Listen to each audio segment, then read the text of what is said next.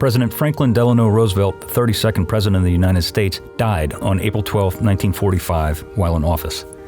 His death was a shock to the country and dealt a blow to the morale of the American people in the waning months of the Second World War. For many Americans, especially the young men serving overseas, President Franklin Delano Roosevelt was the only president they had ever really known. Elected in 1933, when many of those fighting Germany and Japan were in grade school, Roosevelt was the epitome of the term leader.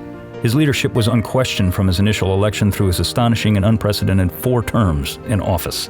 Winning in a landslide victory over incumbent Herbert Hoover in 1933 during the heart of the Great Depression, FDR as he was known, guided the country through the worst economic years in America's history.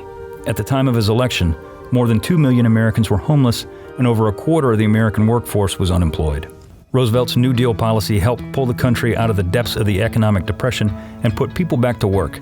Despite his successes in his first 2 terms and into his third, Roosevelt's greatest lay in front of him. Desperately trying to keep America out of the war raging in Europe while still trying to render aid to the country's besieged European allies, the president provided skilled and trusted leadership in the dark days following Japan's attack on the United States at Pearl Harbor.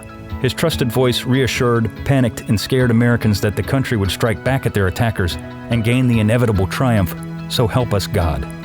With confidence in our armed forces, with the unbounding determination of our people, we will gain the inevitable triumph, so help us God.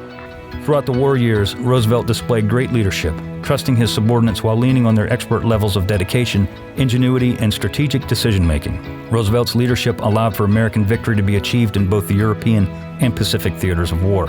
His leadership on the American home front gave hope to millions who otherwise had not known opportunity.